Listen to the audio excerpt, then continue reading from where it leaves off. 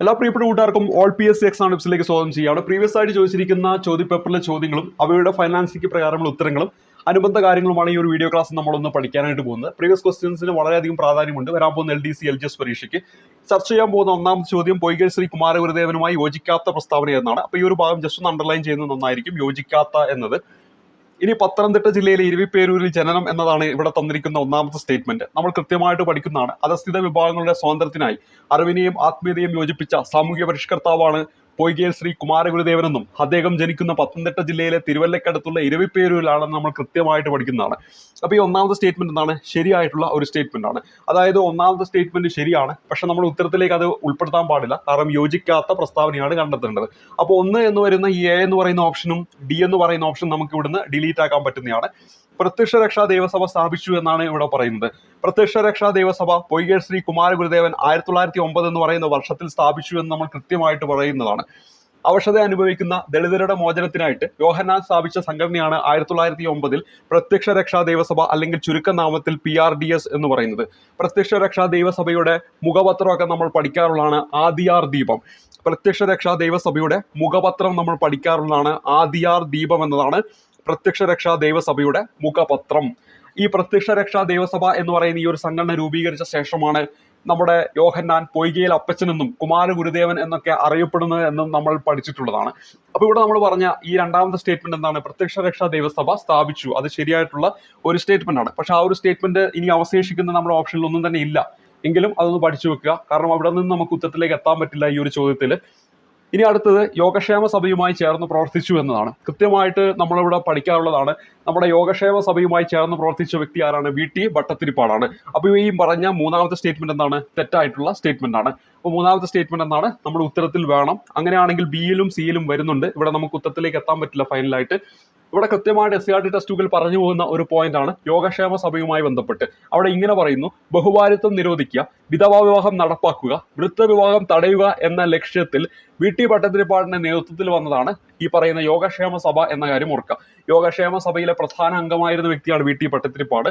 ഈ യോഗക്ഷേമ സഭയുടെ പ്രധാന ലക്ഷ്യങ്ങൾ SCRT പറഞ്ഞു പോകുന്നു: ബഹുഭാര്യത്വം നിരോധിക്കുക, വിധവാ വിവാഹം നടപ്പാക്കുക, വൃത്തവിവാഹം തടയുക.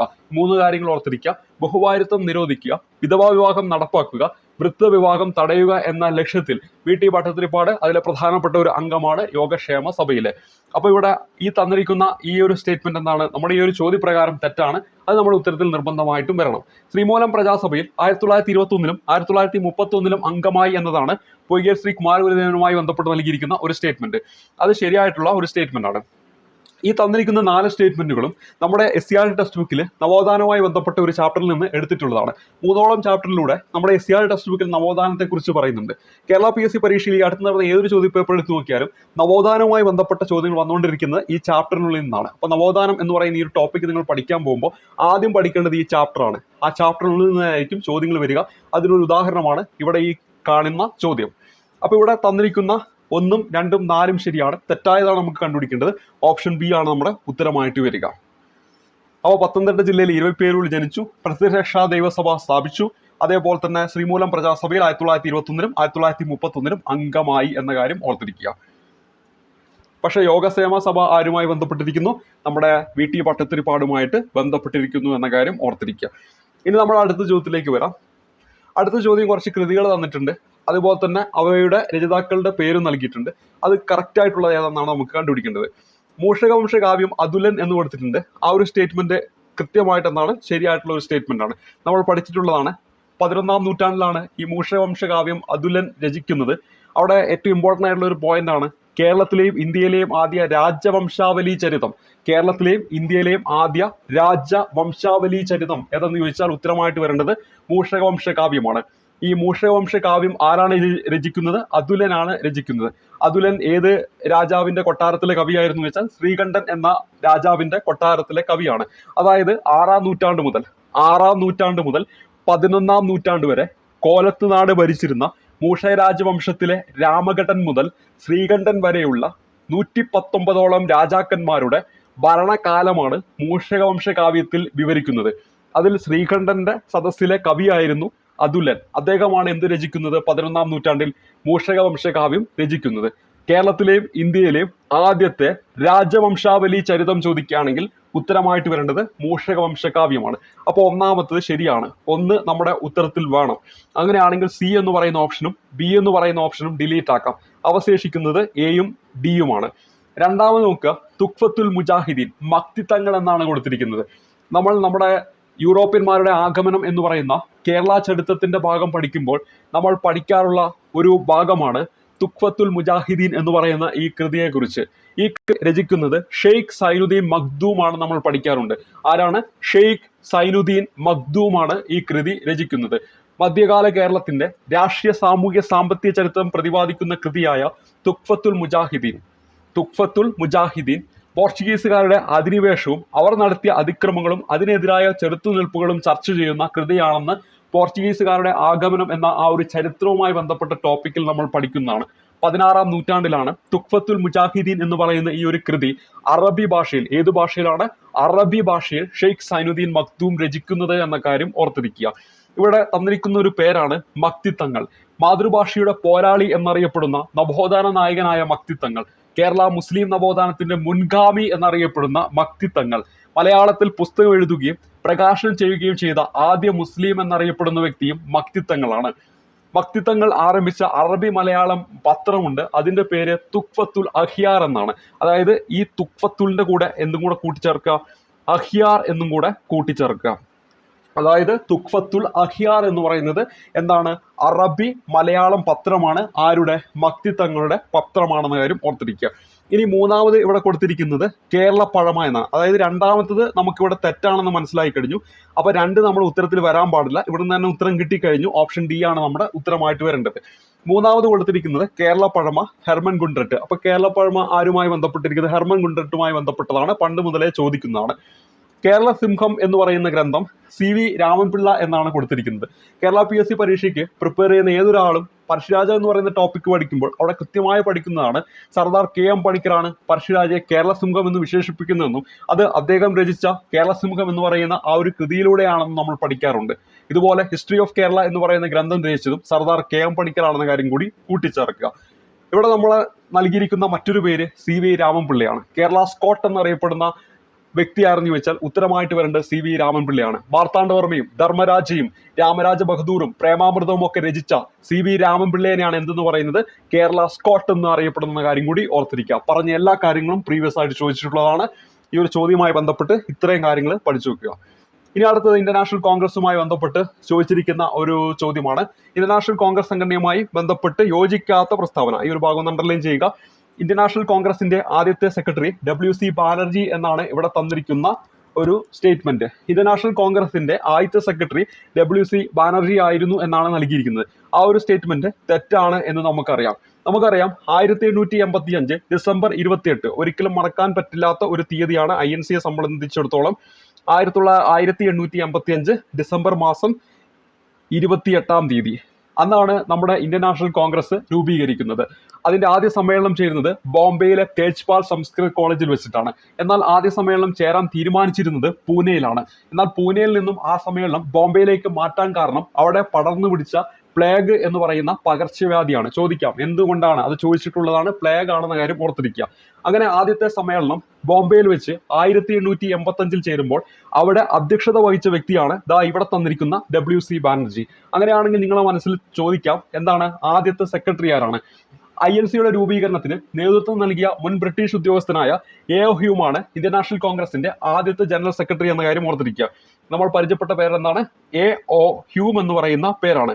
ഇദ്ദേഹം എന്താണ്, ഒരു ബ്രിട്ടീഷ് മുൻ ഉദ്യോഗസ്ഥനാണ്. അദ്ദേഹമാണ് ഈ INCയുടെ രൂപീകരണത്തിനൊക്കെ നേതൃത്വം നൽകുന്നത്. അപ്പൊ അദ്ദേഹമാണ് ഇതിന്റെ ആദ്യത്തെ എന്തെന്ന് പറയുന്നത്? ഈ ജനറൽ സെക്രട്ടറി എന്ന കാര്യം ഓർത്തിരിക്കുക. INCയുടെ ആദ്യത്തെ ജനറൽ സെക്രട്ടറി AO ഹ്യൂമാണ്. എന്നാൽ ആരാണ് WC ബാനർജി? 1885 ആദ്യ സമ്മേളനം എവിടെ വെച്ച് നടക്കുന്നു? ബോംബെയിൽ വെച്ച് നടക്കുന്നു. ആ സമ്മേളനത്തിൽ ആരായിരുന്നു അധ്യക്ഷൻ? നമ്മളിവിടെ തന്നിരിക്കുന്ന WC ബാനർജിയാണ്. അങ്ങനെ INCയുടെ ആദ്യത്തെ സമ്മേളനം നടക്കുമ്പോൾ അവിടെ നമ്മൾ പഠിക്കുന്നതാണ് 72ഓളം ആൾക്കാരാണ് പങ്കെടുക്കുന്നത്. അതിൽ 7 2 കൂടെ കൂട്ടിയിട്ട് 9 കിട്ടും. ആ 9ന്റെ പ്രത്യേകത എന്താണ്? ഒന്നാം സമ്മേളനത്തിൽ അവതരിപ്പിച്ച പ്രമേയങ്ങളുടെ എണ്ണമാണ്. അതിൽ PSC ചോദിക്കാനുള്ളതാണ്. അതിലെ ആദ്യത്തെ പ്രമേയം അവതരിപ്പിച്ചത് ആരാണ്? ജി സുബ്രഹ്മണ്യ അയ്യരാണ്. ആദ്യത്തെ പ്രമേയം അവതരിപ്പിച്ച ആരാണ്? ജി സുബ്രഹ്മണ്യ അയ്യരാണ്. അതേപോലെ ഈ WC ബാനർജിയുമായി ബന്ധപ്പെട്ട് ചോദിക്കാവുന്നതാണ്. 2 തവണ INC പ്രസിഡന്റായ ആദ്യ വ്യക്തി ആരെന്ന് ചോദിച്ചാൽ WC ബാനർജിയാണ്.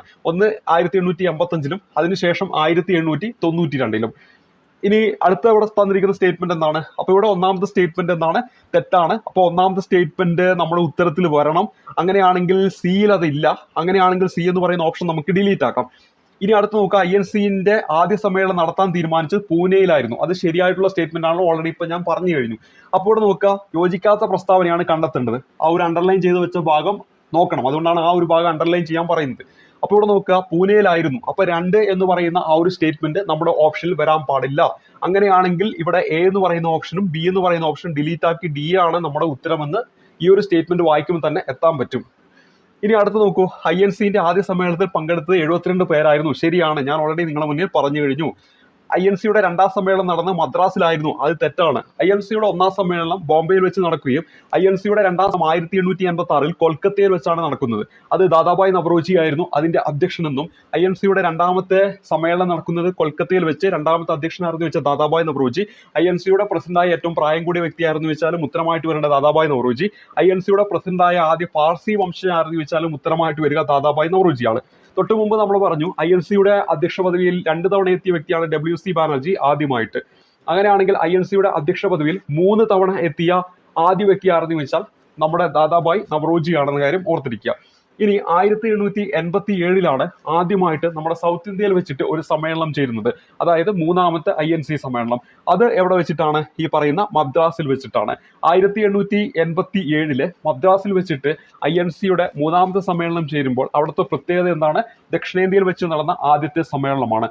ദക്ഷിണേന്ത്യയിൽ വെച്ച് നടന്ന ആദ്യത്തെ സമ്മേളനത്തിന്റെ അധ്യക്ഷൻ ആരെന്നും ചോദിക്കാറുണ്ട്. അവിടെ ഉത്തരമായിട്ട് വരേണ്ടത് ബദറുദ്ദീൻ ത്യാബ്ജി എന്നതാണ്.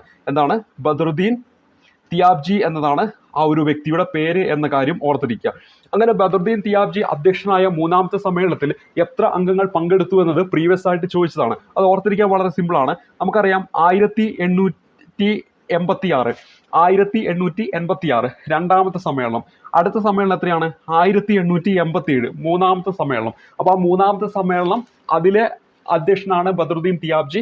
അതിൽ പങ്കെടുത്ത വ്യക്തികളുടെ എണ്ണമാണ് അറിയേണ്ടത്. അപ്പൊ ഈ 6ന്റെ 7 ഇല്ലേ, 1886 ഈ 6 ഉണ്ടല്ലോ, 1887 ഈ 7 ഉണ്ടല്ലോ, അതിനിടയിൽ ഒരു 0 ഇട്ട് കൊടുത്താൽ മതി, 607 എന്ന് കിട്ടും. ഇത് പ്രീവിയസ് ആയിട്ട് ചോദിച്ചിട്ടുള്ളതാണ്, പഠിച്ചു വെച്ചേക്കണം. അപ്പോൾ ഇവിടെ നമ്മൾ പറഞ്ഞു 1ാമത്തെ സമ്മേളനം 72 പേര്. അതേപോലെ തന്നെ നമ്മളെ തെക്കേ ഇന്ത്യയിൽ വെച്ച് നടന്ന മദ്രാസിൽ വെച്ച് നടന്ന 3ാമത്തെ INC സമ്മേളനം 1887 ബദറുദ്ദീൻ ത്യാബ്ജിയുടെ നേതൃത്വത്തിൽ. അതിൽ അധ്യക്ഷത വഹിച്ച വ്യക്തിയാണ് ബദറുദ്ദീൻ ത്യാബ്ജി. അതിൽ എത്ര വ്യക്തികൾ പങ്കെടുത്തു എന്ന് വെച്ചാൽ സിമ്പിൾ ആയിട്ട് കിട്ടും, 607. മനസ്സിലായെന്ന് വിചാരിക്കുന്നു. അപ്പോൾ ഇത്രയും കാര്യങ്ങൾ ഈ ഒരു ചോദ്യവുമായി ബന്ധപ്പെട്ട് ഓർത്തിരിക്കുക. ഓപ്ഷൻ D ആണ് നമ്മുടെ ഉത്തരമായിട്ട് വരിക. ഇനി നമ്മൾ അടുത്ത ചോദ്യത്തിലേക്ക് വരാം. 4ാമത്തെ ചോദ്യമാണ്.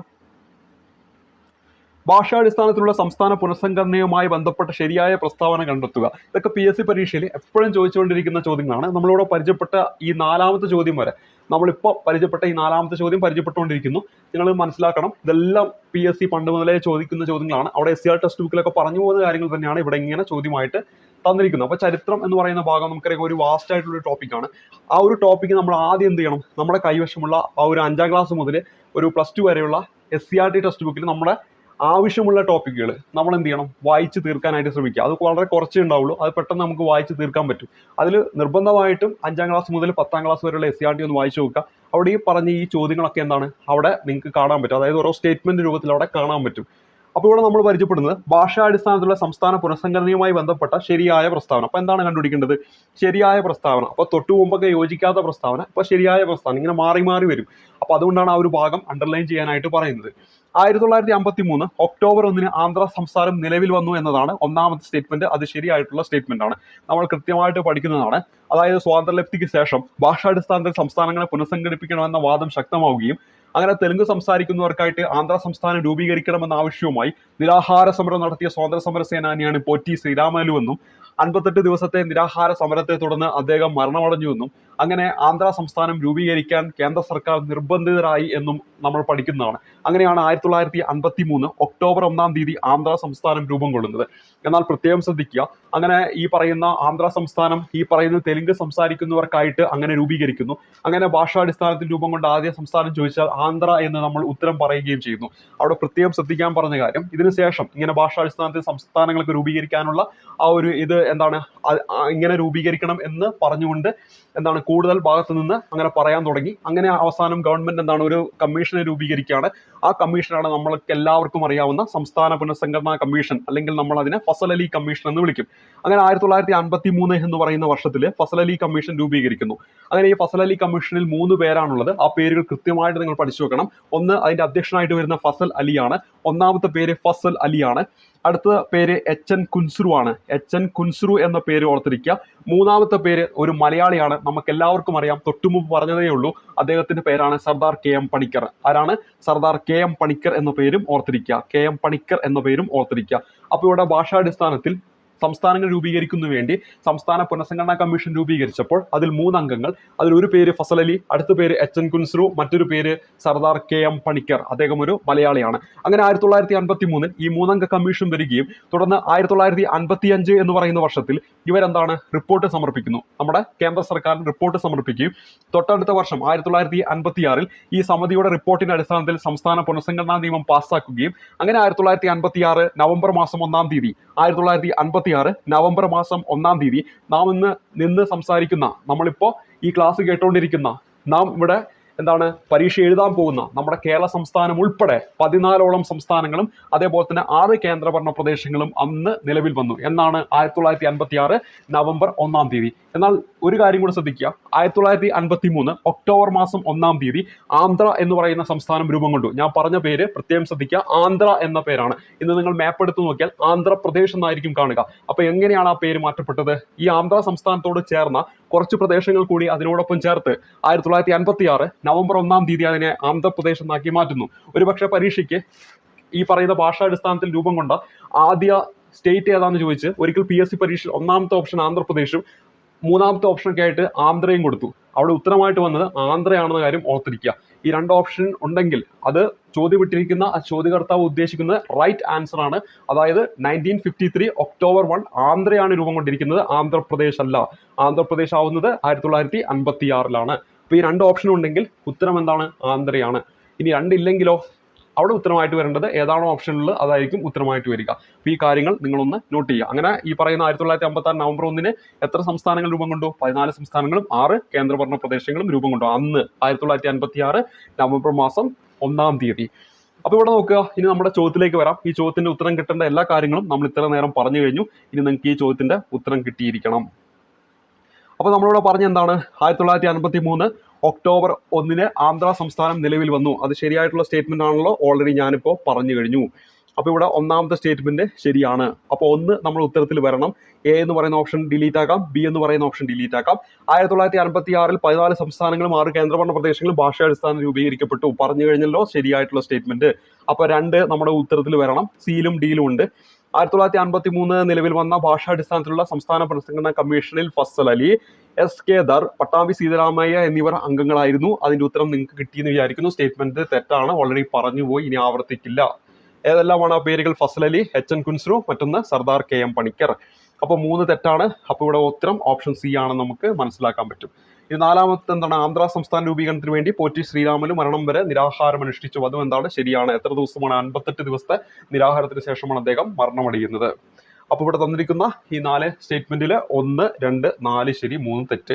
3 എന്തുകൊണ്ടാണ് തെറ്റ് എന്നതും നമ്മളിവിടെ പഠിച്ചു കഴിഞ്ഞു. അപ്പോൾ ഈ പറഞ്ഞ കാര്യങ്ങളൊക്കെ വീണ്ടും PSC ചോദിച്ചുകൊണ്ടിരിക്കുന്നതാണ്. ഇത്തരത്തിലുള്ള ഈ INC ആണെങ്കിലും അതേപോലെ തന്നെ നമ്മുടെ ഈ പറഞ്ഞ കാര്യങ്ങളൊക്കെ തന്നെ PSC റിപ്പീറ്റായി ചോദിച്ചുകൊണ്ടിരിക്കുന്ന കുറേ ചോദ്യങ്ങളുണ്ട്. അത് തന്നെയാണ് എപ്പോഴും ചോദിച്ചുകൊണ്ടിരിക്കുന്നത്. ഇപ്പോൾ INC എന്നൊക്കെ പറയുമ്പോൾ കുറേ കാര്യങ്ങൾ പഠിച്ചു വെക്കുക, അങ്ങനെയല്ല. PSC ചോദിക്കുന്ന കുറച്ച് കാര്യങ്ങളുണ്ട്, അത് ആദ്യം പഠിക്കാൻ വേണ്ടി നോക്കുക. അതെവിടെ നിന്ന് കിട്ടും? പ്രീവിയസ് ക്വസ്റ്റ്യൻ പേപ്പറിൽ നിന്ന് കിട്ടുന്നതായിരിക്കും. അപ്പോൾ ഇവിടെ നമ്മൾ പരിചയപ്പെടുന്ന 4-മത്തെ ചോദ്യമാണ്. 5-മത്തെ ചോദ്യം ഫൈനാൻസ് കീയിൽ ഡിലീറ്റ് ആക്കിയ ചോദ്യമാണ്. ഇനി 6-മത്തെ ചോദ്യത്തിലേക്ക് വരാം. ഐക്യരാഷ്ട്രസഭയുമായി ബന്ധപ്പെട്ട ശരിയായ പ്രസ്താവന കണ്ടെത്തുക. ഇത് കറണ്ട് അഫയേഴ്സുമായി ബന്ധപ്പെട്ട ഒരു ചോദ്യമാണ്, UN ബന്ധപ്പെട്ടിരിക്കുന്നു. പക്ഷേ എന്താണ്? കറണ്ട് അഫയേഴ്സുമായി ബന്ധപ്പെട്ട ഒരു ചോദ്യമാണ് ഇവിടെ തന്നിരിക്കുന്നത്. ആറാമത്തെ ചോദ്യത്തിലേക്ക് വരുമ്പോൾ ഐക്യരാഷ്ട്രസഭയുമായി ബന്ധപ്പെട്ട ശരിയായ പ്രസ്താവന കണ്ടെത്തുക. UN കാലാവസ്ഥ വ്യതിയാന സമ്മേളനം COP27 2022 നവംബറിൽ ഈജിപ്തിലാണ് നടന്നതെന്നാണ് ഇവിടെ പറയുന്നത്. United nation framework convention on climate change, കാലാവസ്ഥ വ്യതിയാനങ്ങളെക്കുറിച്ച് തീരുമാനമെടുക്കുന്ന സമിതിയാണ് കോപ്പ് എന്ന് പറയുന്നത്, അല്ലെങ്കിൽ കോൺഫറൻസ് ഓഫ് ദി പാർട്ടീസ് എന്ന് പറയുന്നത്. ഒരിക്കൽ കൂടി പറയാം, United nation framework convention on climate change, UNFCC എന്ന് പറയും. United nation framework on climate change, അതാണ് UNFCC. ആ UNFCC കാലാവസ്ഥ വ്യതിയാനങ്ങളെക്കുറിച്ച് തീരുമാനമെടുക്കുന്ന ഒരു സമിതിയാണ് എന്ത്? കോപ്പ്. അതിൻ്റെ പൂർണ്ണരൂപം കോൺഫറൻസ് ഓഫ് ദി പാർട്ടീസ് എന്നതാണ് കോപ്പിൻ്റെ പൂർണ്ണരൂപം. അതിൻ്റെ 27ാമത്തെ സമ്മേളനമായിരുന്നു 2022. 27ാമത്തെ സമ്മേളനമായിരുന്നു 2022. അത് എവിടെ വെച്ച് നടന്നു? ഈജിപ്തിൽ വെച്ച് നടന്നു. ഈജിപ്തിലെ ഷാം അൽ ഷെയ്ഖ് എന്ന് പറയുന്ന സ്ഥലത്ത് വെച്ചാണ് നടന്നത്. എന്നാൽ നാം എഴുതാൻ പോകുന്ന പരീക്ഷയിൽ 2023, 24 ഇതാണ് ഏറ്റവും ഇമ്പോർട്ടൻറ്റ്. അപ്പോൾ 2023 എവിടെ വെച്ച് നടക്കുന്നു എന്ന് അറിഞ്ഞിരിക്കണം. 2023 ഈ പറഞ്ഞിരിക്കുന്ന COP28 ആണ്. COP27 ഓൾറെഡി 2022 നടന്നു. COP28 UAEയിൽ വെച്ചിട്ടാണ് നടന്നത്. എവിടെ വെച്ചിട്ടാണ്? UAEയിൽ വെച്ചിട്ടാണ് നടന്നത്. അപ്പോൾ 2023 UAEയിൽ വെച്ചിട്ടാണ് നടന്നതെന്ന കാര്യം ഓർക്കുക. അത് COP28 ആണ്. COP28. അതേ സമയത്ത് ഇനി COP29 ഉണ്ട്, അതായത് ഈ വർഷം. അതെവിടെയാണ്? Azerbaijan Baku. അപ്പോൾ ഇവിടെ 2024 COP29 നടക്കാൻ പോകുന്നത് അസർബൈജാനിലെ ബാക്കു എന്ന് പറയുന്ന സ്ഥലത്ത് വെച്ചിട്ടാണ്. ഒരിക്കൽ കൂടി റിപ്പീറ്റ് ചെയ്യാം. നമ്മുടെ ചോദ്യത്തിൽ UN കാലാവസ്ഥ വ്യതിയാന സമ്മേളനം COP27 2022 നവംബറിൽ ഈജിപ്തിലാണ് നടന്നത്. അത് ശരിയായിട്ടുള്ള ഒരു സ്റ്റേറ്റ്മെന്റ് ആണ്. എന്നാൽ നമുക്ക് അറിഞ്ഞിരിക്കേണ്ടത് 2023 കാര്യമാണ്. 2023 COP28 ആണ് നടക്കുന്നത്. COP28 നടക്കുന്നത് എവിടെയാണ് എന്ന് ചോദിച്ചാൽ UAEയിലാണെന്ന കാര്യം ഓർത്തിരിക്കുക. അത് ഓൾറെഡി നടന്നു കഴിഞ്ഞു. UAEയിലാണെന്ന കാര്യം ഓർത്തിരിക്കുക. ഇനി COP29 അത് 2024 നടക്കുന്നു. അത് അസർബൈജാൻ ബാക്കു എന്ന കാര്യം ഓർത്തിരിക്കുക. ഇനി ഇവിടെ തന്നിരിക്കുന്ന അടുത്ത് എന്താണ്? ഐക്യരാഷ്ട്രസഭയുടെ ഇപ്പോഴത്തെ സെക്രട്ടറി ജനറൽ അന്റോണിയോ ഗുട്ടറസ് ആണെന്ന കാര്യം ഓർത്തിരിക്കുക. പോർച്ചുഗീസുകാരനായ അന്റോണിയോ ഗുട്ടറസ് ആണ്. 2017 മുതൽ അദ്ദേഹമാണ് ഈ ഒരു പദവിയിൽ ഇപ്പോഴും തുടരുന്നത്. നമുക്കറിയാം, ട്രിഗേലിയാണ് ഈ പറയുന്ന UN സെക്രട്ടറി ജനറൽ പോസ്റ്റിലെത്തിയ ആദ്യത്തെ വ്യക്തി. ട്രിഗേലി. അപ്പോൾ നോർവേക്കാരനായിട്ടുള്ള ട്രിഗേലിയാണ് ആദ്യമായിട്ട് ഈ ഒരു പദവിയിൽ എത്തിയിരിക്കുന്ന വ്യക്തി. നിലവിൽ ആരാണ്? നമ്മുടെ അന്റോണിയോ ഗുട്ടറസ് ആണെന്ന കാര്യം ഓർത്തിരിക്കുക. അദ്ദേഹം പോർച്ചുഗൽകാരനാണെന്ന കാര്യം ഓർക്കുക. ഏത് രാജ്യമാണ്? പോർച്ചുഗൽ. അപ്പോൾ ഈ രണ്ടാമത്തെ സ്റ്റേറ്റ്മെന്റ് എന്താണ്? ശരിയാണ്. 1ഉം 2ഉം എന്താണ്? ശരിയാണ്. അപ്പോൾ 1ഉം 2ഉം ശരിയാണ്. ഇവിടെ നമുക്ക് B എന്ന് പറയുന്ന ഓപ്ഷനും അതുപോലെ തന്നെ D എന്ന് പറയുന്ന ഓപ്ഷനൊക്കെ അങ്ങോട്ട് ഡിലീറ്റ് ആക്കാം. ഇനി നമ്മുടെ കൈവശം Aയും Cയുമാണ് ബാക്കിയുള്ളത്. അടുത്ത് നോക്കുക. 2022 മനുഷ്യാവകാശ ദിന മുദ്രാവാക്യം എല്ലാവർക്കും അന്തസ്സും സ്വാതന്ത്ര്യം നീതിയും എന്നുള്ളതാണ്. അപ്പോൾ ഈ ഒരു സ്റ്റേറ്റ്മെന്റും എന്താണ്? ശരിയായിട്ടുള്ള സ്റ്റേറ്റ്മെന്റ് തന്നെയാണ്. 2022 മനുഷ്യാവകാശ ദിനം, നമുക്കറിയാം മനുഷ്യാവകാശ ദിനം എന്ന് പറയുന്നത് December 10 എന്തുകൊണ്ടാണ് December 10 തെരഞ്ഞെടുക്കുന്നത്? നമുക്കറിയാം എന്താണ്? UN പൊതുസഭ മനുഷ്യാവകാശ പ്രഖ്യാപനം അംഗീകരിച്ചത് 1948 December 10 ഇത് ഓർത്തിരിക്കണം, പരീക്ഷയ്ക്ക് ചോദിക്കുന്നതാണ്. എന്താണ്? 1948 December 10 UN പൊതുസഭ എന്തംഗീകരിക്കുന്നത്? UN പൊതുസഭ മനുഷ്യാവകാശ പ്രഖ്യാപനം അംഗീകരിക്കുന്ന പാരീസ് സമ്മേളനത്തിൽ വെച്ചിട്ട്. എവിടെയാണ്? പാരീസ് സമ്മേളനത്തിൽ വെച്ചിട്ട്. അങ്ങനെ ആ December 10 നമ്മുടെ ലോകമെമ്പാടും എല്ലാ വർഷവും എന്താണ്? ലോക മനുഷ്യാവകാശ ദിനമായിട്ട് ആചരിക്കുന്നത്, UN ആചരിക്കുന്ന എന്ന കാര്യം ഓർത്തിരിക്കുക. ഇനി ഈ മനുഷ്യാവകാശ പ്രഖ്യാപനം ഉണ്ടല്ലോ, ആ മനുഷ്യാവകാശ പ്രഖ്യാപനത്തിന്റെ ശില്പി എന്നൊക്കെ അറിയപ്പെടുന്ന ജോൺ പീറ്റേഴ്സ് ഹംഫ്രി ആണെന്ന കാര്യം ഓർക്കുക. നമ്മളെങ്ങനെ പഠിക്കും?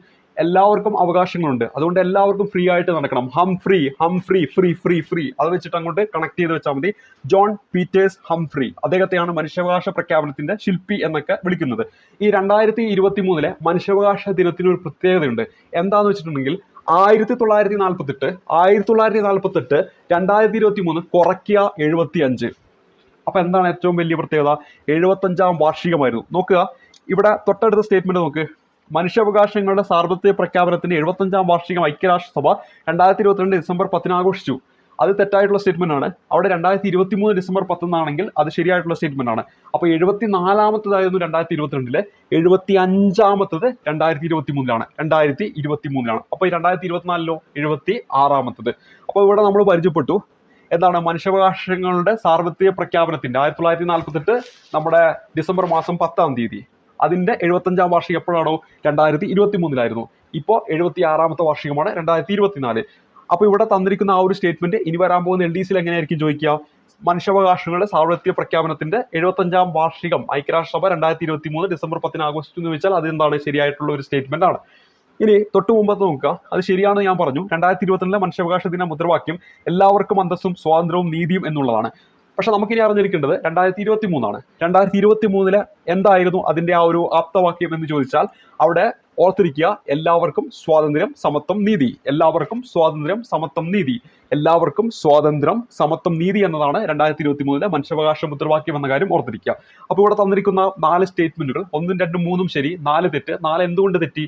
2023 75 ആ ഒരു കാര്യം ഓർത്തിരിക്കുക. ഒപ്പം നമ്മൾ കുറച്ചും കൂടെ 2023 24 കാര്യങ്ങൾ അപ്ഡേറ്റ് ചെയ്ത് പഠിപ്പിച്ചിട്ടുണ്ട്. അതായിരിക്കും പരീക്ഷയ്ക്ക് ചോദിക്കുക. നിർബന്ധമായും പഠിച്ചു വെക്കണം, അത് ചോദ്യമായിരിക്കും. അപ്പോൾ ഇവിടെ തന്നിരിക്കുന്ന ഈ 6-ാമത്തെ ചോദ്യത്തിൽ നമ്മുടെ ഉത്തരം എന്താണ്? ഈ 4 തെറ്റാണ്. 4 തെറ്റ് എന്ന് പറയുമ്പോൾ A എന്ന് പറയുന്നതായിരിക്കും നമ്മുടെ ഓപ്ഷൻ ഉത്തരമായിട്ട് വരിക. ഇനി നമ്മൾ അടുത്ത ചോദ്യത്തിലേക്ക് വരാം. അടുത്ത ചോദ്യം ജോഗ്രഫിയുമായി ബന്ധപ്പെട്ട് PSC പരീക്ഷയ്ക്ക് ഏറ്റവും ഇഷ്ടപ്പെട്ട ഒരു മേഖലയാണ് ഭൂമിയുടെ ആ ഒരു ഘടന എന്ന് പറയുന്ന മേഖല. അവിടെ നിന്ന് PSC എപ്പോഴും ചോദിക്കാറുള്ള ഒരു ചോദ്യമാണ് ഇവിടെ നൽകിയിരിക്കുന്നത്. അപ്പോൾ ഈ ചോദ്യത്തിലേക്ക് നമുക്ക് വരാം. അപ്പോൾ നമ്മുടെ ചോദ്യം എന്ന് പറയുന്നത് ഭൂവൽക്കത്തിലെ ഇവിടെ നോക്കുക, ഭൂമിയുടെ ആന്തര ഘടനയുമായി ബന്ധപ്പെട്ട ശരിയായ പ്രസ്താവന ഏത് എന്നതാണ് നമ്മുടെ ചോദ്യം. അപ്പോൾ ഈ ഒരു ഭാഗം ജസ്റ്റ് ഒന്ന് അണ്ടർലൈൻ ചെയ്യുന്നത് നന്നായിരിക്കും. ശരിയായ പ്രസ്താവന എന്നാണ് ചോദിച്ചിരിക്കുന്നത്. ഭൂവൽക്കത്തിലെ ഭൂഖണ്ഡങ്ങളുടെ ഭാഗം സിയാൽ എന്നും സിയാലിന് താഴെ കടൽത്തല ഭാഗം സിമ എന്നും അറിയപ്പെടുന്നു. ഭൂവൽക്കവും മാൻഡിലും തമ്മിൽ വേർതിരിക്കുന്ന വരമ്പാണ് ഗുട്ടൻബർഗ് വിജീനത. ഭൂവൽക്കവും പുറക്കാമ്പും ചേരുന്നതാണ് ലിത്തോസ്ഫിയർ. മാൻഡിലിന്റെ ദുർബലമായ മുകൾ ഭാഗത്തെ അസ്തനോസ്ഫിയർ എന്ന് വിളിക്കുന്നു. ഇത്രയും കാര്യങ്ങളാണ് നമുക്ക് ശരിയാണോ തെറ്റാണോ എന്ന് അറിയേണ്ടത്. അപ്പോൾ അതിലേക്ക് വരും മുമ്പ് നമുക്ക് കുറച്ച് കാര്യങ്ങൾ പരിചയപ്പെടാം, അതിനുശേഷം ചോദ്യത്തിലേക്ക് വരാം.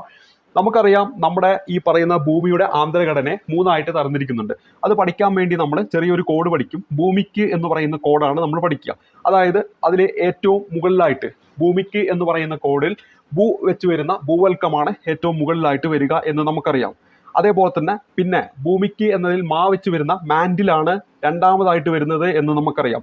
ഏറ്റവും ഉള്ളിൽ ഭൂമിക്ക് എന്നതിൽ കാ വെച്ച് വരുന്ന കാമ്പാണ് മൂന്നാമതായിട്ട് വരുന്നതെന്നും നമുക്കറിയാം. അപ്പൊ ഇതാണ് എന്ത് നമ്മുടെ ഭൂമിയുടെ ആ ഒരു ആന്തരഘടന എന്ന് പറയുന്നത്. 3ആയിട്ട് തിരിക്കും: ഭൂവൽക്കം, മാൻഡില്, കാമ്പ്. അതിൽ ഈ പറയുന്ന ഭൂവൽക്കത്തെ നമ്മൾ വൻകര ഭൂവൽക്കമെന്നും അതുപോലെ തന്നെ സമുദ്ര ഭൂവൽക്കമെന്നും 2ആയിട്ട് തരംതിരിക്കുന്നുണ്ട്. അതായത് ഈ പറയുന്ന ഭൂവൽക്കത്തെ നമ്മൾ വൻകര ഭൂവൽക്കമെന്നും അതേപോലെ തന്നെ സമുദ്ര ഭൂവൽക്കമെന്നും 2ആയിട്ട് തരംതിരിക്കുന്നുണ്ട്. കാമ്പിനെ നമ്മൾ അങ്ങനെ പുറക്കാമെന്നും അകക്കാമെന്നും തരംതിരിക്കുന്നുണ്ട്. അപ്പോൾ നമ്മുടെ ചോദ്യപ്രകാരം ഇവിടെ നമുക്ക് ആവശ്യമുള്ളത് ഈ വൻകര ഭൂവൽക്കവും സമുദ്ര ഭൂവൽക്കവുമാണ്. ആദ്യമായിട്ട് ഈ വൻകര ഭൂവൽക്കത്തിൽ ഏറ്റവും കൂടുതലായിട്ട് സിലിക്കോം അതുപോലെ തന്നെ മഗ്നീഷ്യം കാണുന്നതുകൊണ്ട് ഈ പറയുന്ന വൻകര ഭൂവൽക്കത്തിൽ ഈ സിലിക്കനും അതുപോലെ തന്നെ അലുമിനിയവും പുറത്തിരിക്കുക. വൻകര ഭൂവൽക്കത്തിൽ ഏറ്റവും കൂടുതലായിട്ട് സിലിക്ക അതുപോലെ തന്നെ അലുമിനിയം ഇത് കാണുന്നതുകൊണ്ട് നമ്മൾ അതിനെ സിയാൽ എന്ന് വിളിക്കുന്നു. എന്താണ് സിയാൽ എന്ന് വിളിക്കുന്നു. അത് ഓർത്തിരിക്കാൻ വേണ്ടി, അല്ലെങ്കിൽ അത് നമുക്ക് ഓർത്തിരിക്കാൻ വേണ്ടി നമ്മൾ പഠിക്കുന്നത് എങ്ങനെയാണ്? വൻകര എന്ന് പറഞ്ഞാൽ ലാൻഡാണ്. ലാൻഡ് എന്ന് എഴുതുമ്പോൾ LA, സിയാലിന്റെ അവസാനം നോക്ക് AL ആണ്. അത് തിരിച്ചിട്ട് ലാൻഡിന്റെ LA തന്നെ കിട്ടും. അപ്പൊ അങ്ങനെയാണ് നമ്മൾ പഠിച്ചു വെക്കുക. വൻകര ഭൂവൽക്കത്തെയാണ് സിയാൽ എന്ന് വിളിക്കുന്നത്. അവിടെ കൂടുതലായിട്ടും സിലിക്കണും അതുപോലെ തന്നെ അലുമിനിയം കാണുന്നുണ്ട്. അതേ സമയത്ത് ഈ പറയുന്ന നമ്മുടെ സമുദ്ര ഭൂവൽക്കം ഉണ്ടല്ലോ, ആ സമുദ്ര ഭൂവൽക്കത്തെ നമ്മൾ വിളിക്കുന്നത് സിമ എന്നാണ് വിളിക്കുന്നത്. അവിടെ സിലിക്കണും മഗ്നീഷ്യവുമാണ് കാണപ്പെടുന്നത് കൂടുതലായിട്ട്. അതുകൊണ്ട് ആ ഒരു ഭാഗത്ത് നമ്മൾ സിമ എന്ന് വിളിക്കുന്നു. അപ്പൊ ഞാൻ പറഞ്ഞ കാര്യങ്ങൾ ഒരിക്കൽ കൂടി റിപ്പീറ്റ് ചെയ്യാം. നമ്മുടെ ഭൂമിയുടെ ആന്തരിക ഘടനയിലേക്ക് വരുമ്പോൾ ഭൂവൽക്കം, മാൻഡിൽ, കാമ്പ് എന്നിങ്ങനെ 3ആയി തിരിക്കുമെന്ന് നമുക്കറിയാം. അതിൽ ഭൂവൽക്കത്തെ വൻകര ഭൂവൽക്കമെന്നും സമുദ്ര ഭൂവൽക്കമെന്നും 2ആയി തിരിക്കുമെന്ന് നമുക്കറിയാം. അതിൽ വൻകര ഭൂവൽക്കത്തിൽ കൂടുതലായിട്ട് കാണപ്പെടുന്ന സിലിക്കണും അതുപോലെ തന്നെ അലുമിനിയം ആയതിനാൽ അതിനെ സിയാൽ എന്ന് വിളിക്കുന്നുവെന്നും അതേസമയത്ത് നമ്മുടെ സമുദ്ര ഭൂവൽക്കത്തിലേക്ക് വരുമ്പോൾ അതിനെ സിമ എന്നാണ് വിളിക്കുന്നതെന്നും പറയുന്നു. ഇനി അങ്ങനെയാണെങ്കിൽ ഇവിടെ നോക്കുക, നമ്മുടെ ഈ ഒരു സ്റ്റേറ്റ്മെന്റിലേക്ക് വരുമ്പോൾ ഭൂവൽക്കത്തിലെ ഭൂഖണ്ഡങ്ങളുടെ ഭാഗം സിയാൽ എന്നും സിയാലിന് താഴെ കടൽത്തല ഭാഗം സിമ എന്നും അറിയപ്പെടുന്നു. അപ്പൊ ആ ഒരു സ്റ്റേറ്റ്മെന്റ് എന്താണ്? ശരിയായിട്ടുള്ള ഒരു സ്റ്റേറ്റ്മെന്റ് ആണ്. അപ്പൊ ഇവിടെ നമുക്ക് അവിടെ ആ ഒരു ഭാഗത്ത് നിന്ന് തന്നെ ഈ ഒരു ചോദ്യത്തിന്റെ ഉത്തരത്തിലേക്ക് എത്താൻ പറ്റും. കാരണം 1 വരുന്നതാണ് നമ്മുടെ ഉത്തരമായിട്ട് വരേണ്ടത്. അങ്ങനെയാണെങ്കിൽ A എന്ന് പറയുന്ന ആ ഒരു ഓപ്ഷൻ മാത്രമേ 1 വരുന്നുള്ളൂ. ഓപ്ഷൻ A ആണ് നമ്മുടെ ഉത്തരമെന്ന് നമുക്ക് കണ്ടെത്താൻ പറ്റും. എന്നിരുന്നാലും ആ ഒന്നാമത്തെ സ്റ്റേറ്റ്മെന്റ് ശരിയാണെന്ന് മനസ്സിലായി, അതിനെക്കുറിച്ചാണ് നമ്മളിവിടെ പറഞ്ഞത്. ഇനി അടുത്ത സ്റ്റേറ്റ്മെന്റിലേക്ക് വരാം. ഭൂവൽക്കം മാൻഡിലിനും തമ്മിൽ വേർതിരിക്കുന്ന വരമ്പാണ് ഗുട്ടൻബർഗ് വിഭിന്നത എന്നാണ് പറയുന്നത്. അപ്പോൾ ഇവിടെ നമ്മൾ ഓൾറെഡി ഇപ്പോൾ പറഞ്ഞു, മൂന്നായിട്ട് തരംതിരിക്കുന്നു. ഭൂവൽക്കം, മാൻഡിൽ, അതുപോലെ തന്നെ കാമ്പ് എന്നിങ്ങനെ മൂന്നായിട്ട് തരംതിരിക്കുന്നു. ഇതിൽ ഈ ഭൂവൽക്കത്തെയും മാൻഡിലിനെയും തമ്മിൽ വേർതിരിക്കുന്ന ആ ഒരു അതിർവരമ്പിനെ വിളിക്കുന്നത് മോഹോ വിഭിന്നത എന്നാണ്. മോഹോ വിഭിന്നത എന്നാണ് വിളിക്കുന്നത്. അതേ സമയത്ത് മാൻഡിലിനെയും കാമ്പിനെയും തമ്മിൽ വേർതിരിക്കുന്ന ആ ഒരു അതിർവരമ്പിനെ ഗുട്ടൻബർഗ് വിഭിന്നത എന്നാണ് വിളിക്കുന്നത്. അപ്പോൾ ഇവിടെ നോക്കുക, ഭൂവൽക്കത്തിനെയും മാൻഡിലിനെയും തമ്മിൽ മോഹോ, അതേ സമയത്ത് മാൻഡിലിനെയും കാമ്പിനെയും തമ്മിൽ ഗുട്ടൻബർഗ്. അപ്പോൾ ഇവിടെ തന്നിരിക്കുന്നു ഭൂവൽക്കവും മാൻഡിലും തമ്മിൽ വേർതിരിക്കുന്ന വരമ്പാണ് ഗുട്ടൻബർഗ് വിഭിന്നത. അത് ശരിയാണോ? അത് തെറ്റല്ലേ? എന്താണ് നമ്മൾ പറഞ്ഞത്? മാൻഡിലിനെ കാമ്പിനെയും തമ്മിൽ വേർതിരിക്കുന്നതാണ്. അപ്പോൾ ഈ രണ്ടാമത്തെ സ്റ്റേറ്റ്മെന്റ് അതുകൊണ്ടാണ് തെറ്റാൻ കാരണം. ഇനി ഭൂവൽക്കവും പുറക്കാമ്പും ചേരുന്നതാണ് ലിത്തോസ്ഫിയർ എന്നാണ് പറയുന്നത്. അപ്പോൾ അടുത്തത് എന്താണ് ലിത്തോസ്ഫിയർ എന്നാണ് നമുക്കിനി പഠിക്കേണ്ടത്. അപ്പോൾ നമ്മളിപ്പോൾ എന്ത് പഠിച്ചു? ഈ പറയുന്ന ഭൂവൽക്കം, അതുപോലെ തന്നെ മാൻഡില്, അതുപോലെ തന്നെ കാമ്പ് എന്നിങ്ങനെ 3 ലെയർ ഉണ്ടെന്ന് പഠിച്ചു. അപ്പോൾ ഒരു ലെയർ എന്താണ്? ഭൂവൽക്കം. അടുത്തൊരു ലെയർ എന്താണ്? മാൻഡിൽ.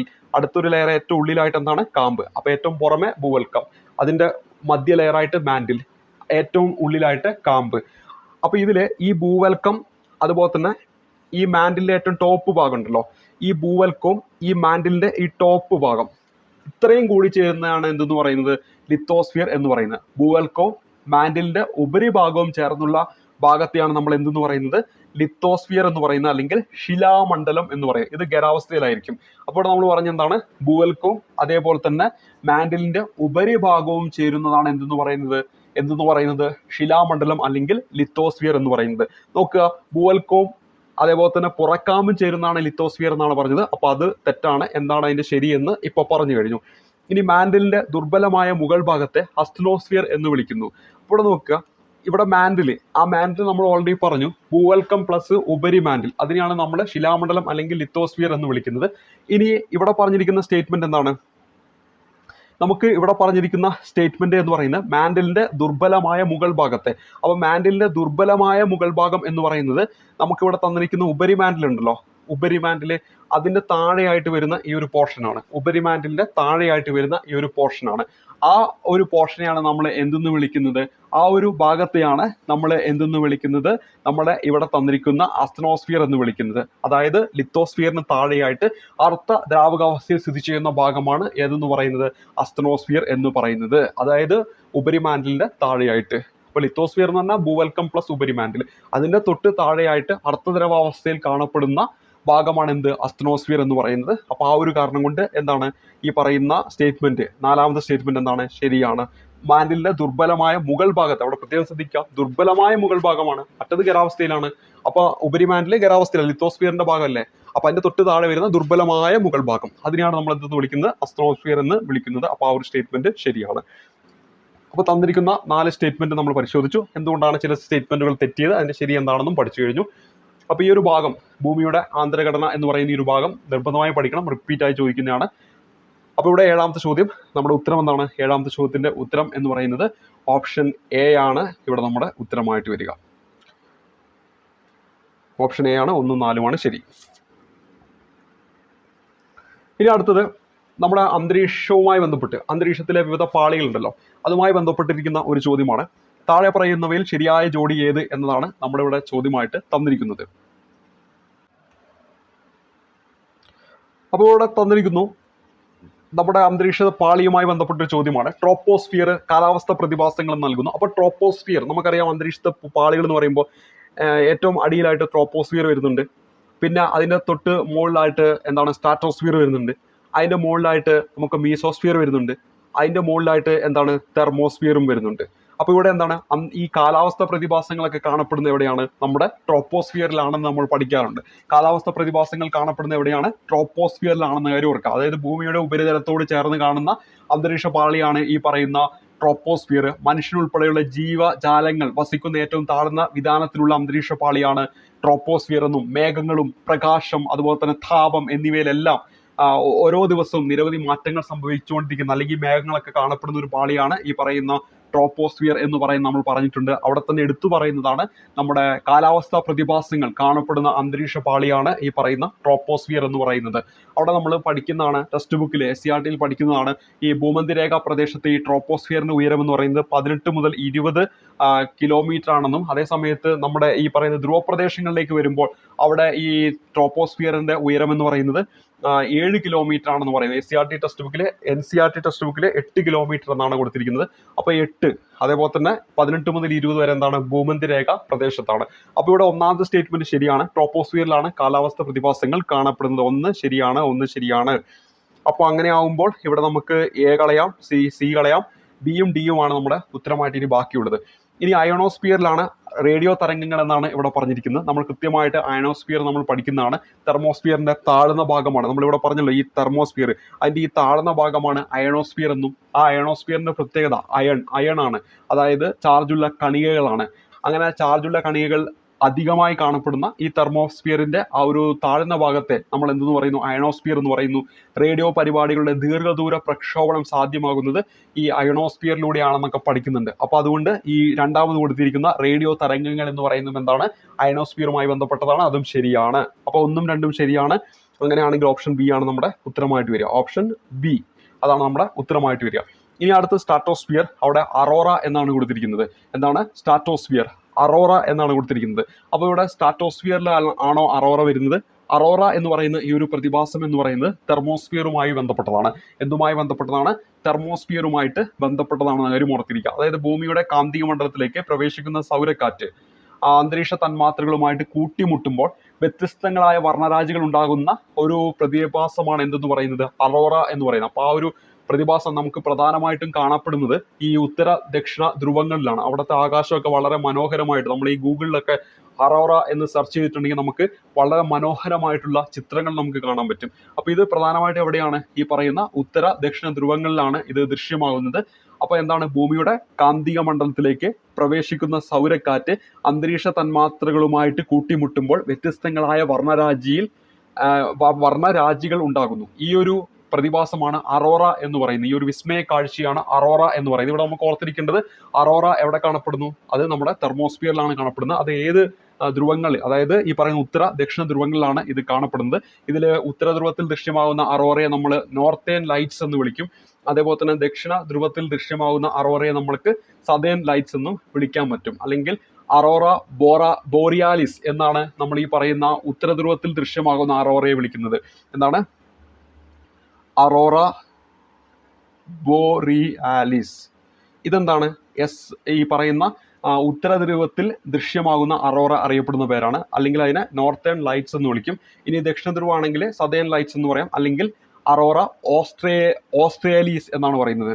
എന്താണ്? അറോറ ഓസ്ട്രേലീസ് എങ്ങനെയാണ് അറിയപ്പെടുന്നത്. അപ്പോൾ ഇവിടെ അറോറ എവിടെയാണെന്ന് ഓർത്തിരിക്കുക, അത് തെർമോസ്ഫിയറിലാണ് എന്ന കാര്യം ഓർത്തിരിക്കുക. അപ്പോൾ അറോറ ദൃശ്യമാകുന്ന അന്തരീക്ഷ പാളി ഒരു നമ്മുടെ 10th ലെവൽ എക്സാമിന് അത്രയും അറിഞ്ഞാൽ മതി. എവിടെയാണ്? നമ്മുടെ തെർമോസ്ഫിയറിലാണെന്ന കാര്യം ഓർത്തിരിക്കുക. എവിടെയാണ്? തെർമോസ്ഫിയറിലാണ്. ഇനി മീസോസ്ഫിയറിലാണോ ഓസോൺ പാളി കാണുന്നത്? നമ്മൾ എപ്പോഴും പഠിക്കുന്നതാണ് ഓസോൺ പാളി, അങ്ങനെ നമ്മൾ പഠിക്കാറുണ്ട്. അപ്പോൾ ഓസോൺ പാളി സ്ഥിതി ചെയ്യുന്ന എവിടെയാണ്? സ്ട്രാറ്റോസ്ഫിയറിലാണെന്ന കാര്യം ഓർത്തിരിക്കുക. എവിടെയാണ്? സ്ട്രാറ്റോസ്ഫിയറിലാണെന്ന കാര്യം ഓർത്തിരിക്കുക. ഈ മീസോസ്ഫിയർ എന്ന് പറയുമ്പോൾ എന്താണ്, നമ്മുടെ ഈ അന്തരീക്ഷ പാളികളൊക്കെ എടുക്കുകയാണെങ്കിൽ അന്തരീക്ഷത്തിലെ ഏറ്റവും കുറഞ്ഞ താപം എവിടെയായിരിക്കും? ഈ മീസോപാസിലാണ്. എവിടെയാണ്? മീസോസ്ഫിയറിന്റെ ആ ഒരു ഭാഗത്ത് വരുന്ന മീസോപാസിലാണ് അന്തരീക്ഷത്തിലെ ഏറ്റവും കുറഞ്ഞ താപനില എന്ന കാര്യം കൂടി ഓർത്തിരിക്കുക. അതുപോലെ തന്നെ ഈ നിശാമേഘങ്ങളുണ്ട്. ആ നിശാമേഘങ്ങൾ എന്നറിയപ്പെടുന്ന ഒരു മേഘമാണ് നോക്ടിലൂസന്റ് മേഘങ്ങൾ. അതെവിടെയാണ് കാണപ്പെടുന്നത്? ഈ മീസോസ്ഫിയറിലാണ്. പരീക്ഷയ്ക്ക് ചിലപ്പോൾ ചോദിക്കാം, നോക്ടിലൂസന്റ് മേഘങ്ങൾ അത് കാണപ്പെടുന്നത് എവിടെയാണ്? അതിനെയാണ് നിശാമേഘങ്ങൾ എന്ന് പറയുന്നത്. അത് കാണപ്പെടുന്നത് എവിടെയാണ്? ഈ മീസോസ്ഫിയറിലാണെന്ന കാര്യം ഓർത്തിരിക്കുക. മീസോസ്ഫിയറിലാണെന്ന കാര്യം ഓർക്കുക. ഈ മേഘങ്ങളൊക്കെ നമുക്കറിയാം, നമ്മൾ തൊട്ട് മുമ്പ് പരിചയപ്പെട്ടു, നമ്മുടെ ഏറ്റവും താഴെ വരുന്ന ആ ഒരു ഭാഗം ട്രോപ്പോസ്ഫിയർ. പക്ഷേ ഈ നിശാമേഘങ്ങൾ അല്ലെങ്കിൽ നോക്ടിലൂസന്റ് മേഘങ്ങൾ അത് പ്രത്യേകം എടുത്തു പറയുന്നു. അതെവിടെയാണ്? അത് നമ്മുടെ മീസോസ്ഫിയറിലാണെന്ന കാര്യം ഓർത്തിരിക്കുക. ഇത്തരം കാര്യങ്ങളാണ് ഈ ഒരു ചോദ്യവുമായി ബന്ധപ്പെട്ട് അറിഞ്ഞിരിക്കേണ്ടത്. അപ്പോൾ ഇവിടെ നമ്മുടെ ഉത്തരം കിട്ടിയെന്ന് വിചാരിക്കുന്നു. ഓപ്ഷൻ ബി ആണ് ഈ ഒരു ചോദ്യത്തിന്റെ ഉത്തരമായിട്ട് വരിക. ഈ ഒരു ചോദ്യത്തിന്റെ ഉത്തരം എന്താണ്? ഓപ്ഷൻ ബി ആണ്. ഇനി അടുത്ത ചോദ്യത്തിലേക്ക് വരാം. ശരിയായ ജോഡി കണ്ടെത്തുക. ഹിമാലയ മടക്കുപർവ്വതം, വിന്ധ്യ സത്പുര അവശിഷ്ട പർവ്വതം, ആരവല്ലി ഗണ്ഡപർവ്വതം, ബാലൻദ്വീപുകൾ അഗ്നിപർവ്വതം എന്നിങ്ങനെയാണ് കൊടുത്തിരിക്കുന്നത്. അപ്പോൾ ഇവിടെ നമ്മൾ പണ്ട് മുതലേ കേൾക്കുന്നതാണ് ഹിമാലയ എന്ന് പറയുന്ന ഒരു മടക്ക് പർവ്വതമാണ്. അപ്പോൾ അത് ശരിയാണ്. അത് ശരിയാണെങ്കിൽ സി എന്ന് പറയുന്ന ഓപ്ഷനും ഡി എന്ന് പറയുന്ന ഓപ്ഷൻ നമുക്ക് അങ്ങോട്ട് ഡിലീറ്റ് ആക്കി കളയാം. ഇനി വിന്ധ്യ സത്പുര എന്ന് പറയുന്നത് ഒരു അവശിഷ്ട പർവ്വതമാണോ എന്നാണ്. പക്ഷെ ആ ഒരു ഓപ്ഷൻ ഉണ്ടെങ്കിൽ നമുക്ക് ഉത്തരത്തിലേക്കൊന്നും എത്താൻ പറ്റില്ല. കാരണം ഇനി അവശേഷിക്കുന്ന എയിലും ബിയിലും രണ്ടില്ല. ഇനി ആരവല്ലി എന്ന് പറയുന്ന ഗണ്ഡപർവ്വതം എന്നാണ് ഇവിടെ കൊടുത്തിരിക്കുന്നത്. ആരവല്ലി എന്ന് പറയുന്നത് ഒരു ഗണ്ഡപർവ്വതമാണോ? അല്ല, അതും എന്താണ്, ഒരു മടക്ക് പർവ്വതമാണ്. ആരവല്ലി എന്ന് പറയുന്നത് എന്താണ്, ഒരു മടക്ക് പർവ്വതമാണെന്ന കാര്യം ഓർത്തിരിക്കുക. അപ്പോൾ അങ്ങനെയാണെങ്കിൽ 3 എന്ന് പറയുന്നത് നമ്മുടെ ഉത്തരത്തിൽ വരാൻ പറ്റില്ല. അങ്ങനെയാണെങ്കിൽ ബി ആണ് നമ്മുടെ ഉത്തരമെന്ന് അവിടെ നിന്ന് എടുക്കാൻ പറ്റും. ബാലൻദ്വീപുകൾ നമ്മൾ എപ്പോഴും കേൾക്കാറുള്ളതാണ്, അഗ്നിപർവ്വതമാണ്. എന്താണ്, ബാലൻദ്വീപ് എന്ന് പറയുന്ന അഗ്നിപർവ്വതമാണ്. അപ്പോൾ അതെന്താണ്, അത് ശരിയായിട്ടുള്ള ഒന്നാണ്. അപ്പോൾ ഇവിടെ എന്താണ്, ഹിമാലയ മടക്കുപർവ്വതം, ബാലൻദ്വീപ് അഗ്നിപർവ്വതം, ആരവല്ലി എന്ന് പറയുന്നത് എന്താണ്, ഒരു മടക്കുപർവ്വതമാണ്. അങ്ങനെയാണെങ്കിൽ വിന്ധ്യ സത്പുര എന്ന് പറയുന്നത് എന്താണ്, ഈ ഗണ്ഡപർവ്വതമാണ്. വിന്ധ്യ സത്പുര എന്ന് പറയുന്നത് എന്താണ്, ഗണ്ഡപർവ്വതത്തിന് ഉദാഹരണമാണ് എന്ന കാര്യം ഓർക്കുക. ഗണ്ഡപർവ്വതത്തിന് ഉദാഹരണമാണ് ഏത്, ഈ പറയുന്ന വിന്ധ്യ സത്പുര എന്ന കാര്യം ഓർത്തിരിക്കുക. വിന്ധ്യ സത്പുര എന്ന കാര്യം കൂടി ഓർത്തിരിക്കുക. അപ്പോൾ ഇവിടെ പറഞ്ഞ ഹിമാലയ മടക്കുപർവ്വതമാണ്, വിന്ധ്യ സത്പുര എന്ന് പറയുന്നത് ഗണ്ഡപർവ്വതമാണ്, ആരവല്ലി എന്ന് പറയുന്നത് മടക്കുപർവ്വതമാണ്, ബാലൻദ്വീപുകൾ എന്ന് പറയുന്നത് അഗ്നിപർവ്വതമാണെന്ന കാര്യം ഓർത്തിരിക്കുക. ഇവിടെ ഉത്തരം എന്താണ്, ഓപ്ഷൻ ബി ആണ്. ഇത് നമ്മുടെ കേരള ജോഗ്രഫിയുമായി ബന്ധപ്പെട്ടൊരു ചോദ്യമാണ്. അർത്ഥശാസ്ത്രത്തിൽ ചൂർണി എന്ന് പരാമർശിച്ചിരിക്കുന്ന പെരിയാർ നദിയാണെന്നാണ് പറയുന്നത്. അത് എന്താണ്, ശരിയാണ്. നമ്മൾ പണ്ട് മുതലേ പഠിക്കുന്നതാണ്. ചാലക്കുടി പുഴ ആനമലയിൽ നിന്ന് ഉത്ഭവിച്ചിരിക്കുന്നു എന്ന് പറയുന്നു. അതും ശരിയാണ്. അതും നമ്മൾ പണ്ട് മുതലേ പഠിക്കുന്നതാണ്. പമ്പാ നദി അഷ്ടമുടി കായലിൽ ചേരുന്നു. നമ്മൾ പഠിക്കും പമ്പ വേമ്പ വേമ്പനാട് കായൽ.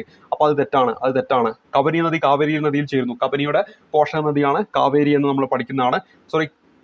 കാവേരി നദിയുടെ പോഷക നദിയാണ് കബനി എന്ന് നമ്മൾ പഠിക്കുന്നതാണ്. അപ്പോൾ എന്താണ്, നാലാമത്തത് എന്താണ്, ശരിയാണ്. അപ്പോൾ 1, 2, 4, 1, 2, 4 ഓപ്ഷൻ സി ആണ് നമ്മുടെ ഉത്തരമായിട്ട് വരിക. ഇനി അടുത്ത ചോദ്യം കൂടെ നോക്കാം. ശരിയായ ജോഡി കണ്ടെത്തുക. പോങ് ഡാം ചമ്പൽ, അതുപോലെ തന്നെ മേട്ടൂർ ഡാം കാവേരി, തെഹ്രി ഡാം ഭഗീരഥി നദി, അതുപോലെ തന്നെ ജവഹർ സാഗർ ഡാം, ബിയാസ് എന്നിങ്ങനെ കൊടുത്തിട്ടുണ്ട്. അപ്പോൾ ഇതിൽ ഏതെല്ലാമാണ് ശരിയായിട്ട് മാച്ച് ചെയ്തിരിക്കുന്നത് നോക്കാം. നമുക്കറിയാം ഹിമാചൽ പ്രദേശിലെ ബിയാസ് എന്ന് പറയുന്ന നദിയിലാണ് പോങ് ഡാം സ്ഥിതി ചെയ്യുന്നത്. ഹിമാചൽ പ്രദേശിലാണ് ഈ പറയുന്ന പോങ് ഡാം എന്ന് പറയുന്നത്. അപ്പോൾ ഇവിടെ നമ്മൾ പറഞ്ഞ ഈ പോങ് ഡാം ഹിമാചൽ പ്രദേശിലാണ്. ഹിമാചൽ പ്രദേശിലെ ബിയാസ് എന്ന നദിയിലാണ്. ഇവിടെ ചമ്പൽ എന്ന് കൊടുത്തിരിക്കുന്നു. അത് തെറ്റാണ്. ഒന്ന് തെറ്റാണ്. അങ്ങനെയാണെങ്കിൽ എയും നമുക്ക് കളയാം, ഡിയും നമുക്ക് കളയാം. ഇനി സിയും ബിയുമാണ് ബാക്കിയുള്ളത്. മേട്ടൂർ ഡാം നമ്മൾ പഠിക്കുന്നതാണ് കാവേരി നദി തമിഴ്നാട്. അപ്പോൾ അത് ശരിയാണ്. അപ്പോൾ 2 നിർബന്ധമായിട്ട് വരണം. അങ്ങനെ നോക്കുമ്പോൾ ഓപ്ഷൻ ബി ആണ് നമ്മുടെ ഉത്തരമായിട്ട് വരേണ്ടത്. അപ്പോൾ ഇവിടെ നോക്കുക, പോങ് ഡാം എന്ന് പറയുന്നത് നമ്മുടെ ഹിമാചൽ പ്രദേശിലാണ്. ഹിമാചൽ പ്രദേശിലെ ബിയാസ് എന്ന് പറയുന്ന ആ ഒരു നദിയിലാണ്. എന്താണ്, പോങ് ഡാം എന്ന് പറയുന്നത് ഹിമാചൽ പ്രദേശിലെ ബിയാസ് എന്ന് പറയുന്ന നദിയിലാണ്. പോങ് ഡാം എന്ന് പറയുന്നത് ഹിമാചൽ പ്രദേശിലെ ബിയാസ് എന്ന് പറയുന്ന നദിയിലാണ്. അതേപോലെ തന്നെ മേട്ടൂർ ഡാം എന്ന് പറയുന്നത് തമിഴ്നാട്ടിലെ കാവേരിയിലാണ്. ഇനി തെഹ്രി ഡാം ഇവിടെ കൊടുത്തിട്ടുണ്ട്. തെഹ്രി ഡാം എന്ന് പറയുന്നത് ഭഗീരഥി നദിയിലാണ്, ഉത്തരാഖണ്ഡിലാണ്. അപ്പോൾ തെഹരി ഭഗീരഥി പറയുമ്പോൾ ഏകദേശം ആ രീതി ഒരുമിച്ച് വരുന്നുണ്ട്. ആ ഒരു രീതിയിൽ ഓർത്ത് വെച്ചാൽ മതി. ഉത്തരാഖണ്ഡിലാണ്. ഇനി ജവഹർ സാഗർ ഡാം ബിയാസ് എന്നാണ് കൊടുത്തിരിക്കുന്നത്. അത് എവിടെയാണ്, ചമ്പൽ നദിയിലാണ്. അതായത് രാജസ്ഥാനിലെ ചമ്പൽ നദിയിലാണ്. അപ്പോൾ ഇവിടെ എന്താണ്, പോങ് ഡാം എവിടെയാണ്, ബിയാസ് ഹിമാചൽ പ്രദേശ്. മേട്ടൂർ ഡാം എവിടെയാണ്, നമ്മുടെ തമിഴ്നാട് കാവേരി. ഇനി തെഹ്രി ഡാം ഉത്തരാഖണ്ഡ് ഭഗീരഥി. ജവഹർ സാഗർ ഡാം അത് ബിയാസ് അല്ല, മറിച്ച് ചമ്പലാണ്. എവിടെയാണ്, രാജസ്ഥാനിലാണ്. അപ്പോൾ ഇത്രയും കാര്യങ്ങൾ കറക്റ്റായിട്ട് പഠിക്കുക. ഇനി അടുത്ത് ഇവിടെ കൊടുത്തിരിക്കുന്നത് നമ്മുടെ കേരളത്തിലെ കുറച്ച് ഗവേഷണ കേന്ദ്രങ്ങളാണ്. ഇതും PSC പരീക്ഷയിലൊക്കെ നമ്മുടെ എപ്പോഴും ചോദിക്കാറുള്ളതാണ്. ഏത്തവാഴ ഗവേഷണ കേന്ദ്രം, അത് കണ്ണാറയാണ്. കണ്ണാറ വാഴകളൊക്കെ നമുക്ക് പ്രസിദ്ധമാണ്. അപ്പോൾ അത് ശരിയായിട്ടുള്ള ഒരു സ്റ്റേറ്റ്മെന്റ് ആണ് ഒന്നാമത് കൊടുത്തിരിക്കുന്നത്. കുരുമുളക് ഗവേഷണ കേന്ദ്രം പന്നിയൂർ എന്ന് പറയുന്ന കുരുമുളക് ഇനം തന്നെ നമുക്കറിയാം. അപ്പോൾ അതും ശരിയാണ്. കേന്ദ്ര തോട്ടവിള ഗവേഷണ കേന്ദ്രം ശ്രീകാര്യം എന്നാണ് കൊടുത്തിരിക്കുന്നത്. അത് തെറ്റാണ്. നമുക്ക് ശ്രീകാര്യം എന്ന് കേൾക്കുമ്പോൾ എന്താണ് ഓർമ്മ വരേണ്ടത്, കേന്ദ്ര കിഴങ്ങുവിള ഗവേഷണ കേന്ദ്രമാണ്. തിരുവനന്തപുരം ജില്ലയിലെ ശ്രീകാര്യം കേന്ദ്ര കിഴങ്ങുവിള ഗവേഷണ കേന്ദ്രം. അപ്പോൾ അതുകൊണ്ട് ഈ ശ്രീകാര്യം എന്ന് പറയുന്നത് എന്താണ്, തെറ്റാണ്. അപ്പോൾ കേന്ദ്ര തോട്ടവിള ഗവേഷണ കേന്ദ്രം എവിടെയാ, കേന്ദ്ര തോട്ടവിള ഗവേഷണ കേന്ദ്രം നമ്മൾ കേൾക്കും കുഡ്ലു അല്ലെങ്കിൽ കാസർഗോഡ്. എവിടെയാണ്, കാസർഗോഡ് ജില്ലയിലെ കുഡ്ലു എന്ന് പറയുന്ന സ്ഥലത്താണ്. ഇതൊക്കെ എപ്പോഴും PSC ചോദിക്കുന്നതാണ്. ഇഞ്ചി ഗവേഷണ കേന്ദ്രം നമ്മുടെ വയനാട് ജില്ലയിലെ അമ്പലവയലാണെന്ന കാര്യം ഓർക്കുക. അപ്പോൾ ഇവിടെ പറഞ്ഞെന്താണ്, ഏത്തവാഴ ഗവേഷണ കേന്ദ്രം കണ്ണാറ, കുരുമുളക് ഗവേഷണ കേന്ദ്രം പന്നിയൂർ. ഇനി കേന്ദ്ര തോട്ടവിള ഗവേഷണ കേന്ദ്രം സ്ഥിതി ചെയ്യുന്നത് അത് കാസർഗോഡ് ജില്ലയിലെ കുഡ്ലുവാണ്.